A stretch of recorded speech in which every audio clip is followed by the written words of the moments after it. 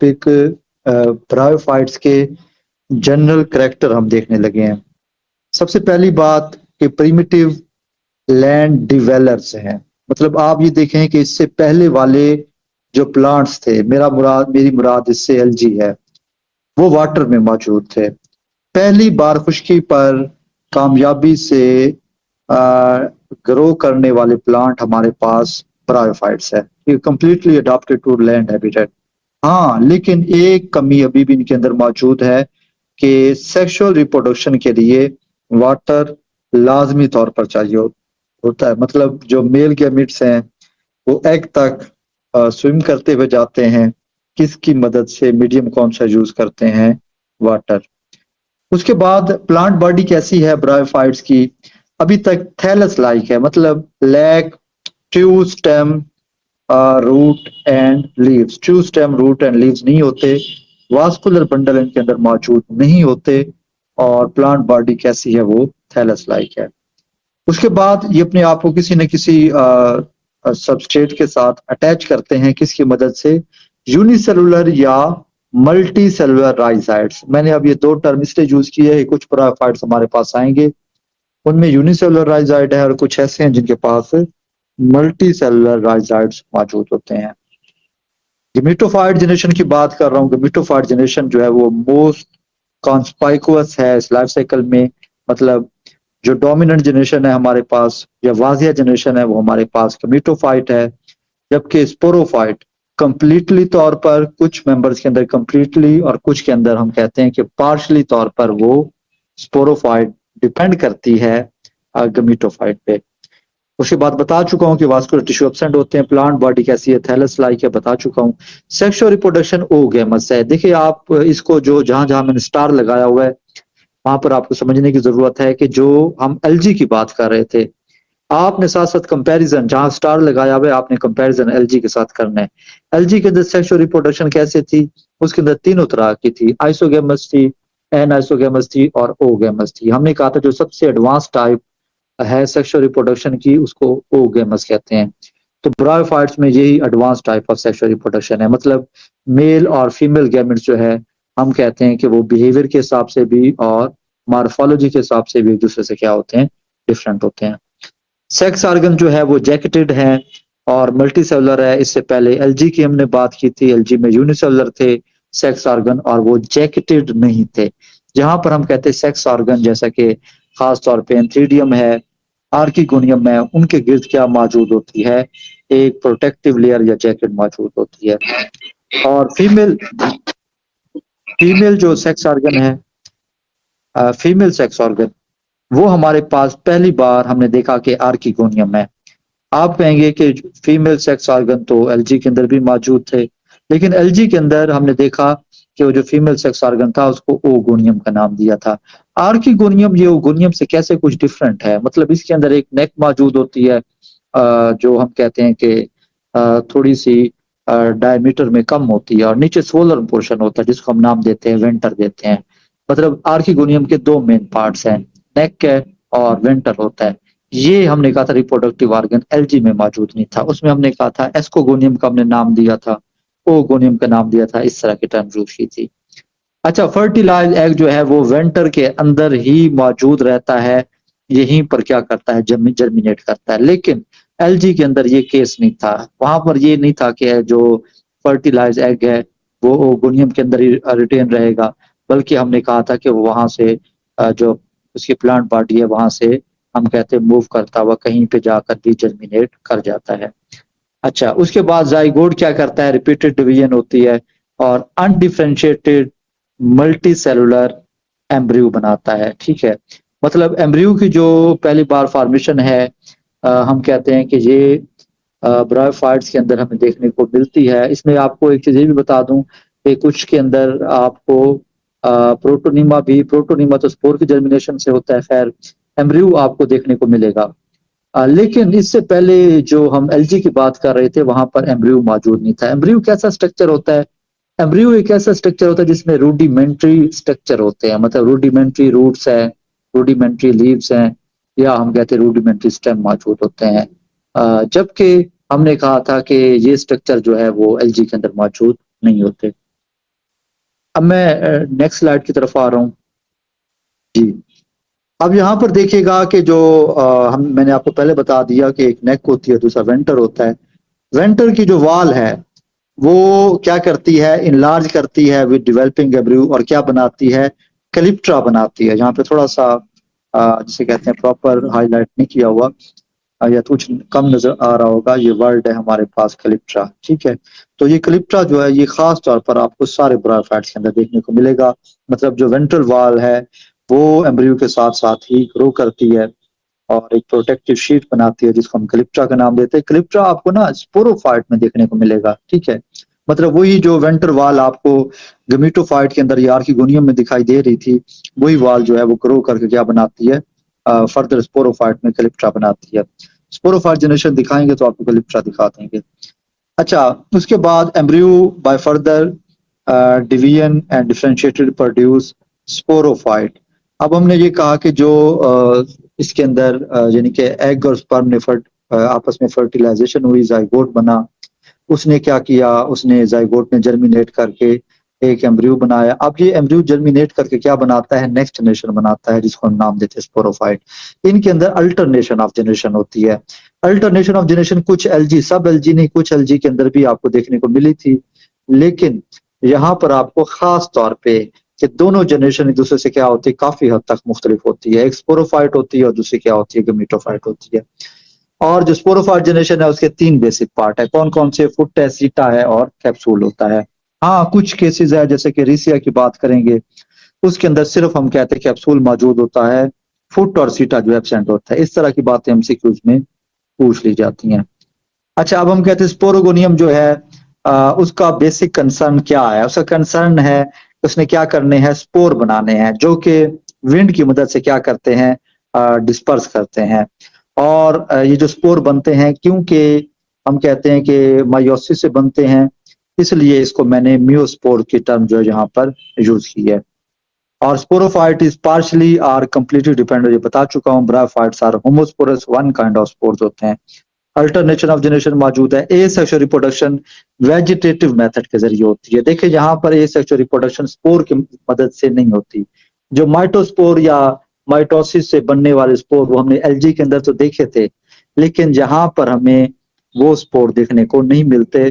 ज्यादातर आपको vegetative method यानी कि गैमी कप वगैरह जो है, या जेमी कप जिसको बोलते हैं, उनकी मदद से क्या होती है, ए सेक्सुअल रिप्रोडक्शन होती है। जी, मैं नेक्स्ट स्लाइड की तरफ आ रहा हूँ। अच्छा, अब ये मैं आपको बताना चाह रहा हूँ कि आपसे कहा था कि जो पहली क्लास है ब्रायोफाइट्स की, हेपाटिकोप्सिडा, हम उस पर बात करेंगे। उसमें खास तौर पे मार्केंशिया की बात करेंगे। अब मैंने आपको कहा था ना कि प्लांट बॉडी कैसी है, वो थैलस लाइक है। यहाँ पर आपको थैलस लाइक प्लांट बॉडी दिखाई दे रही है, मतलब जिसमें आपको ना तो वाजिया रूट, स्टेम और लीव्स ऐसे कोई स्ट्रक्चर दिखाई नहीं दे रहे। उसके बाद इसके आपको यहाँ पर एक मिड रिब भी दिखाई दे रही है। हालांकि जब मैं कंपैरिजन करूंगा तीनों क्लासेस का, मतलब हेपाटिकोप्सिडा और इसके बाद मोसिस का और एंथ्रोप्सिडा का कंपैरिजन करूंगा, तो मोसिस के अंदर खास तौर पे हम बोलते हैं कि मिड रिब मौजूद होती है। लेकिन हेपाटिकोप्सिडा में हम कहते हैं कि वो जनरेशन जिसमें सिर्फ थैलस लाइक मतलब फोलियो स्ट्रक्चर जिसमें मौजूद नहीं होते, उनके अंदर आपको ये मिड रिब दिखाई देती है। उसके बाद आपको कौन स्ट्रक्चर दिखाई दे रहे हैं, ये बिल्कुल आपको एक डाइकाटोमस वेनेशन भी दिखाई दे रही है। इसके अलावा जेमा कप जो है वो भी दिखाई दे रहे हैं। जो जेमा कप हैं ये खास तौर पर हम कहते हैं कि ए सेक्सुअल रिप्रोडक्शन के जरिए के लिए स्पेशलाइज होते हैं, इनका काम ए सेक्सुअल रिप्रोडक्शन है। अच्छा, एक और स्ट्रक्चर भी दिखाई दे रहा है आपको जिसे राइजाइड का नाम दिया। तो राइजाइड भी यहाँ पर मौजूद होते हैं और यूनिसेलुलर राइजाइड मौजूद होते हैं। कहाँ पर मौजूद होते हैं, वेंट्रल साइड पर मौजूद होते हैं। और इन्हीं की मदद से क्या करती है, गमीटोफाइट जनरेशन किसी न किसी सबस्ट्रेट के साथ खुद को क्या करती है, अटैच करके रखती है। उसके बाद नेक्स्ट स्लाइड पे आ रहा हूं मैं।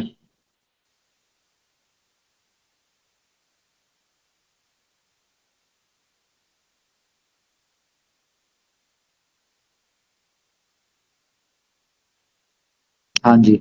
अच्छा, अब हम ये कहते हैं कि इसी जो हमने एक थैलस लाइक स्ट्रक्चर देखा या गमीटोफाइट जनरेशन देखी, जो गमीटोफाइट जनरेशन है वो हमेशा क्या प्रोड्यूस करती है, गैमीट्स प्रोड्यूस करती है। लेकिन उसमें आपको ये बताऊंगा कि ये प्लांट बॉडी कैसी है, ये डायोशियस है। मतलब एक प्लांट के ऊपर क्या होगा, आपको एंथ्रीडिया दिखाई देंगे और दूसरे ही प्लांट बॉडी पे आपको आर्किगोनिया दिखाई देंगे। और वो ब्रांचेस जिसके ऊपर एंथ्रीडिया मौजूद हैं उनको एंथ्रीडियोफोर का नाम दिया। इसी तरीके से वो ब्रांचेस जिन पे आर्किगोनिया मौजूद है उसको मैंने आर्किगोनियोफोर का नाम दिया। हाँ जी, नेक्स्ट स्लाइड पे मैं आ रहा हूँ।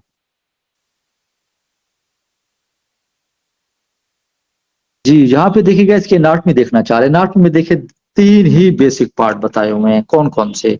एक एपिडर्मिस बताई हुई है, ठीक है, एनाटॉमी के अंदर। उसके अलावा एक फोटोसिंथेटिक रीजन बताया हुआ है, ठीक है, दूसरे नंबर पे।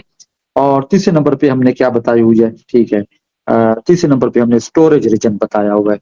जो एपिडर्मिस है सिंगल लेयर ऑफ सेल पर मुश्तमिल होती है और यहाँ पर आपको पोर दिखाई दे रहे हैं जिसको हमने एयर पोर्स का नाम दिया। उसके बाद मैं आ जाता हूँ किसकी तरफ, जो नेक्स्ट है हमारे पास फोटोसिंथेटिक रीजन की बात करता हूँ। यहाँ पर क्या मौजूद है, क्लोरोप्लास्ट मौजूद है, ठीक है। या आपको फोटोसिंथेटिक जोन में आपको खास तौर पे जो फोटोसिंथेटिक फिलामेंट दिखाई दे रहे हैं इन्हीं के अंदर क्या मौजूद होते हैं, क्लोरोप्लास्ट मौजूद होते हैं। फोटोसिंथेसिस जहाँ पर होती है उसके बाद मजीद ये कहेंगे कि जो एयर पोर है इसकी मदद से क्या होता है, एक्सचेंज ऑफ गैसेज होता है। और सबसे जो बॉटम पे आपको जो रीजन दिखाई दे रहा है इसको स्टोरेज जोन का नाम दिया है। यहाँ पर पैरेन्काइमेटस टिश्यू मौजूद होता है जिनका काम क्या है, स्टोरेज ऑफ स्टार्च। अच्छा, इसी तरीके से मैं इनकी एसेक्सुअल रिप्रोडक्शन की बात करना चाहूंगा। जो इनके अंदर एसेक्सुअल रिप्रोडक्शन मैंने आपसे कहा था जैमा कप की मदद से होती है। होती कैसे है ये देखिएगा, जैमा कप के अंदर आपको फर्दर ये जैमी दिखाई दे रहे हैं और ये जैमा कप के साथ क्या होते हैं, ये अटैच होते हैं, लेकिन लूजली तौर पर ये अटैच होते हैं। और इसी तरीके से साथ में आपको कुछ स्टीराइल स्ट्रक्चर भी यहाँ पर क्या हो रहे हैं, दिखाई दे रहे हैं। जब भी मॉइस्चर अवेलेबल होता है तो हम कहते हैं जेमी जो है यहाँ से ब्रेक करते हैं, ब्रेक करने के बाद ये फर्दर सॉइल पे गिरते हैं, जर्मिनेट करते हैं और दोबारा से गमीटोफाइट जनरेशन बना देते हैं। देखिए, जब भी ये सेक्सुअल रिप्रोडक्शन की बात करेंगे तो इसमें याद रखिएगा कि गमीटोफाइट जो है वो गमीटोफाइट जनरेशन ही बनाएगी। तो यहाँ पे जेमी कब क्या करेंगे, ये स्पोरोफाइट नहीं बनाएंगे बल्कि क्या बनाएंगे, दोबारा से गमीटोफाइट जनरेशन बना देंगे। अब मैं बात करता हूँ किसकी तरफ, सेक्सुअल रिप्रोडक्शन की तरफ बात करता हूँ। सेक्सुअल रिप्रोडक्शन की जब मैं बात करता हूँ उसमें एंथ्रीडियम और आर्किगोनियम के हवाले से बात करना चाहूंगा। तो आपने देखा था जहाँ पे आर्किगोनियो 4 दिखाया था, आर्किगोनियो 4 के अंदर आपने देखा वहां पे आपको एंथ्रीडियम दिखाई दे रहे हैं और ये कुछ डिप्रेशंस हैं या जिसे आप चैम्बर कह दें, उन्हीं चैम्बर के अंदर आपको एंथ्रीडिया दिखाई दे रहे हैं। इन्हीं के ऊपर क्या मौजूद है, ऑस्टियोल मौजूद है। और जब हम कहते हैं कि एंथ्रोजाइड मैच्योर हो जाएंगे तो वो इन्हीं ऑस्टियोल से क्या करेंगे, बाहर को मूव करेंगे। अच्छा अच्छा, अब हम ये कहते हैं कि एंथ्रीडिया की खास तौर पर ना डेवलपमेंट के हवाले से, डेवलपमेंट जो है यहाँ पर मैंने नहीं दिखाई हुई, ठीक है, नोट्स है वो मैं आपको शेयर कर दूंगा। उसमें देखिए आपने ना बहुत ज्यादा उसमें डिटेल में नहीं जाना, चंद एक बातें आपने याद रखनी है कि एंथ्रीडिया किससे डेवलप होते हैं। एंथ्रीडियल इनिशियल सेल्स हैं उनसे डेवलप होते हैं। उसमें एक स्टाक बनता है और दूसरा दूसरा क्या बनता है, प्राइमरी एंथ्रीडियल सेल बनता है। जो स्टाक है उसने क्या बनाना है, स्टॉक सेल ने स्टॉक बना देना है और एंथ्रीडियल सेल क्या बनाएगा, आपको साथ में ही जो आपको एंथ्रीडिया दिखाई दे रहा है उसके अंदर एक आपको जैकेट दिखाई दे रही है, बेस पे आपको स्टॉक दिखाई दे रहा है और बाहर की तरफ सिंगल लेयर ऑफ वाल है जिसको एंथ्रीडियल वाल का नाम दिया है। ये क्या बनाती है, उसकी जैकेट बनाती है। और जो एंड्रोगोनियल सेल क्या बनाते हैं, वो एंड्रोसाइट मदर सेल बनाते हैं। एंड्रोसाइट मदर सेल जो है माइटोसिस से क्या बनाएंगे, एंथ्रोजाइट बनाएंगे। देखिए प्लांट के अंदर हम कहते हैं जो गैमीट्स बनते हैं वो किसके जरिए बनते हैं, वो माइटोसिस के जरिए बनते हैं और जो स्पोर बनते हैं वो माइयोसिस से बनते हैं। जी, नेक्स्ट स्लाइड की तरफ आना चाहूंगा, आर्किगोनिया के हवाले से बताना चाहूंगा।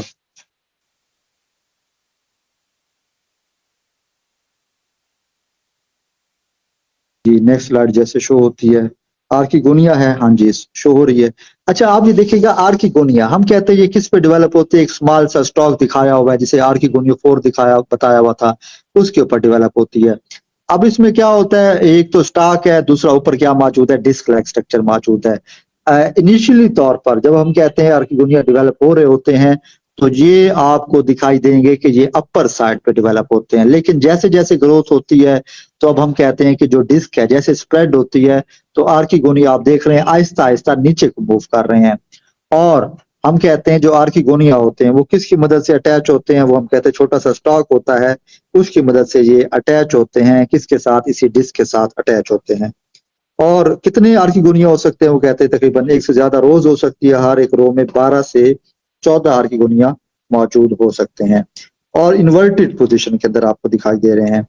अच्छा, अब इसके अलावा कुछ और स्ट्रक्चर भी आपको दिखाई दे रहे हैं, मिसाल के तौर पे पेरिकार्डियम।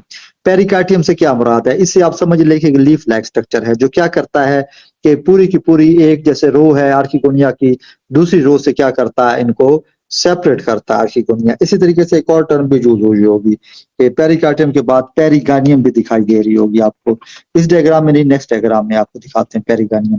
जो पेरिगानियम है वो क्या करती है, वो सराउंड करती है किस चीज को, आप ये समझ ले कि जो आर्किगोनिया की बेस है या वेंटर है उसको सराउंड करती है पेरिगानियम। मतलब फर्क क्या है, आप इसको ऐसे समझ ले कि एक इंडिविजुअली तौर पर जो प्रोटेक्शन देता है आर्किगोनिया को वो कौन देता है, पेरिगानियम। और पूरी की पूरी जो आप कहते हैं इनकी रोज हैं या जो उनका क्लस्टर है उसको प्रोटेक्शन कौन दे रहा है, वो पेरिकार्डियम जो है वो इसको प्रोटेक्शन दे रही है। आप देख सकते हैं कि वो जो वेंटर है उसकी बेस पर आपको पेरिकार्डियम जो है वो आपको दिखाई दे रहा है, वेंटर की बेस पे। अच्छा, उसके बाद मजीद हम इसमें देख लेते हैं कि फर्दर क्या कुछ मौजूद है। हम आर्किगोनिया की बात कर लेते हैं कि आर्किगोनिया जब मैच्योर होते हैं उसके अंदर कौन कौन से रीजन मौजूद होते हैं। एक वेंटर होता है और दूसरे नंबर पे इसमें क्या मौजूद होती है, नेक मौजूद होती है। अब जो वेंटर है, जी यहाँ पे इस डायग्राम में देखें, एक वेंटर है और दूसरा, अच्छा चंद एक टर्म जहाँ पर लोग कंफ्यूज होते हैं, नेक लिखा होता है, नेक कैनाल सेल लिखे हुए होते हैं और इसी तरीके से वेंट्रल कैनाल सेल लिखे होते हैं। ये इससे क्या मुराद है, जो बाहर वाली लेयर है उसको हमने नेक का नाम दिया, उसके अंदर जो कैनाल मौजूद है, जी उसके अंदर जो कैनाल मौजूद है उसको नाम दिया है नेक कैनाल सेल्स का नाम दिया है। इस तरीके से जब हम वेंटर की बात करते हैं तो सबसे बेस पे एग मौजूद है और एग के ऊपर क्या मौजूद है, वेंट्रल कैनाल सेल मौजूद है। इनकी तादाद हर एक स्पीशी के अंदर डिफरेंट होती है, आप तादाद ना याद रखें, जस्ट इतना ही आइडिया रख ले कि 4 से 6 आमतौर पर वेंट्रल कैनाल सेल मौजूद होते हैं। इस तरीके से इतनी तादाद में ही नेक कैनाल सेल मौजूद होते हैं। लेकिन अब हम कहते हैं जब आर्किगोनिया मैच्योर हो जाती है तो सारे के सारे क्या करते हैं, डिसइंटेग्रेट हो जाते हैं, सिर्फ एक सर्वाइव करेगा, कौन, एग सर्वाइव करेगा। और एंथ्रोजाइड हम कहते हैं स्विम करता हुआ एग की तरफ आएगा, इसको फर्टिलाइज करेगा और क्या बना देगा, जाइगोट बना देगा। जाइगोट जर्मिनेट करेगा, जर्मिनेट करके स्पोरोफार्जिनेशन बनाएगा। स्पोरोफार्जिनेशन के 3 बेसिक पार्ट आपको बता चुका हूँ, फुट, सीटा और कैप्सूल बता चुका हूँ, ठीक है। तो यहाँ पर आप देख रहे हैं कि 3 ही बेसिक पार्ट बताए हुए हैं, एक फुट होता है, उसके बाद सीटा होता है और उसके बाद सबसे ऊपर क्या होता है, कैप्सूल होता है। अब जो कैप्सूल है उसकी डेवलपमेंट में भी आप देख लें, जो कैप्सूल है उसकी डेवलपमेंट में हम ये देख लेते हैं कि बाहर एक जिसे आप कह सकते हैं कि कैप्सूल वॉल मौजूद होती है और इसके अंदर स्पोरोजिनस टिश्यू मौजूद होते हैं। मैंने टर्म यूज की है स्पोरोजिनस टिश्यूज। अच्छा, अब ये जो स्पोरोजिनस टिश्यूज होते हैं ये हम कहते हैं कि फर्दर डिफ्रेंशिएट होकर क्या बनाते हैं, स्पोर्स बनाते हैं। लेकिन यहाँ पर आपको बता दूं 2 तरह की चीजें दिखाई हुई हैं, एक आपको इलाटर्स दिखाए हुए हैं, ठीक है, क्लिप्ट्रा भी यहाँ पर आपको दिखाया हुआ है और साथ में आपको स्पोर मदर सेल बताए हुए हैं। ये इससे क्या मुराद है, इस बात को समझे। हम कहते हैं कैप्सूल जो है, कैप्सूल की 2 वॉल्स होती हैं, एक हम कहते हैं कि जो इनर होती है और दूसरी क्या होती है, आउटर होती है। जो आउटर है उसको मैंने नाम दिया एम्फीथीसियम का, ठीक है। ये एमसीक्यूज के वाले से इंपॉर्टेंट है, सो सुनिएगा। कैप्सूल की हमने कहा, पहले मैंने बताया 3 बेसिक पार्ट है, फुट, सीटा और कैप्सूल। कैप्सूल की फर्दर आप कहेंगे 2 लेयर्स है, बाहर वाली एम्फीथीसियम और अंदर अंदर वाली एंडोथीसियम। अब वो जो एंडोथीसियम है, ठीक है, वो हम कहते हैं जो आउटर एम्फीथीसियम थी उसने क्या बनानी, कैप्सूल वॉल बनानी है।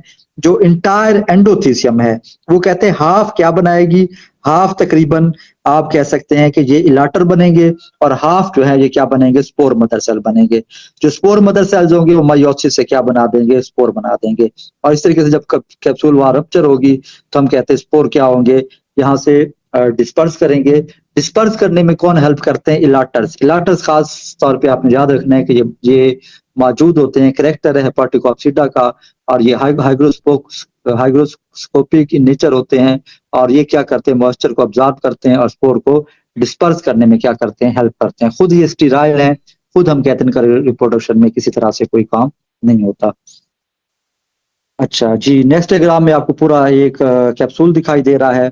और इसमें आपको पेरिगानियम भी दिखाई दे रही है, पेरिकार्डियम भी दिखाई दे रही है। सबसे बाहर पेरिकार्डियम है, उसके बाद पेरिगानियम है, उसके बाद फुट दिखाया हुआ है, सीटा दिखाया हुआ है और कैप्सूल दिखाया हुआ है, जैकेट दिखाई हुई है। इसके अलावा स्पोर दिखाए हुए हैं और इस तरीके से आपको इलाटस भी दिखाए हुए हैं। ये तमाम के तमाम स्ट्रक्चर आपको दिखाए हुए हैं। अच्छा, मैं अक्सर पूछ लेता हूँ, जो कैलिप्ट्रा है वो आपके पास क्या होगा, हैप्लॉइड होगा, डिप्लॉइड होगा? जो लोग ऑलरेडी ब्रायोफाइट पढ़ चुके हैं या कुछ ना कुछ जानते हैं, उनको पता है ये तमाम के जो स्ट्रक्चर हैं, ठीक है, इनके फुट, सीटा वगैरह, ये तो हमने कहा स्पोरोफाइट जनरेशन का हिस्सा है, ये तो डिप्लॉइड होंगे। लेकिन यहाँ पे कुछ स्ट्रक्चर क्या है, वो हैप्लॉइड है। हैप्लॉइड में एक आपके पास स्पोर हैप्लॉइड है और दूसरे नंबर पे क्या मौजूद है, कैलिप्ट्रा। क्योंकि ये गेमेटोफाइट जनरेशन का हिस्सा था, तो ये भी क्या होगा, जहाँ पर हैप्लॉइड होगा। अच्छा, हाँ जी, थोड़ा सा फर्क आपको दिखाना था रीसिया के अंदर और मार्केंशिया के अंदर। ये जो रीसिया है वो आप कहते हैं प्रिमिटिव हेपाटिक ऑप्सिटा है, और जो मार्केंशिया है उससे एडवांस है। रीसिया के अंदर आप कहते हैं जो स्पोरोफाइट जनरेशन है उसमें सिर्फ स्पोरोगोनियम मौजूद होता है, यानी कि कैप्सूल मौजूद होता है। बता चुका हूँ कि फुट और सीटा रीसिया में एब्सेंट होते हैं, जबकि मार्केंशिया में तीनों स्ट्रक्चर फुट, सीटा, कैप्सूल मौजूद होते हैं। अब हम कहते हैं रीसिया के अंदर इलाटर्स मौजूद नहीं होते, उसके अंदर हम कहते हैं नर्व सेल्स होते हैं, वो कुछ ना कुछ रोल प्ले करते हैं स्पोर की डिस्पर्सल में। जहाँ पे इलाटर मौजूद होते हैं और वो स्पोर को क्या करते हैं, डिस्पर्स करते हैं। उसके बाद जो स्पोरोगोनियम है उसको प्रोटेक्ट करने के लिए सिर्फ कैलिप्ट्रा मौजूद होता है रीसिया के अंदर, जबकि मार्केंशिया की बात की हमने देखा यहाँ पे कैलिप्ट्रा तो मौजूद है, इसके अलावा पेरिगानियम भी मौजूद है और पेरिकार्डियम लीव्स भी क्या होते हैं, मौजूद होते हैं। देखते हैं इसके बाद मजीद कुछ स्लाइड है या नहीं है। तो ये हमारे पास तकरीबन आज हमारा लेक्चर था। पहली क्लास आपको बताया था कि हेपाटिक ऑप्सिटा जो है वो आपको पढ़ाई जाएगी। नेक्स्ट जो क्लासेस है वो इंतहा इंपॉर्टेंट है। आपको फिर बता दूं कि फिमेरिया है, पॉलीट्राइकम है, इसके अलावा जो एंथ्रोप्सिडा में एंथोसिरोज है, वो कल लेक्चर आपने लाजमी अटेंड कीजिएगा। और इसमें हम साथ साथ क्या करेंगे, तीनों का कंपैरिजन भी करेंगे। उससे हमें पता चलेगा कि कौन कौन से करेक्टर इनके क्या है जो से मुख्तलिफ है, और कौन कौन सी चीजें एग्जामिनेशन पॉइंट ऑफ व्यू से इम्पोर्टेंट है। लेक्चर को क्लोज कर दीजिए।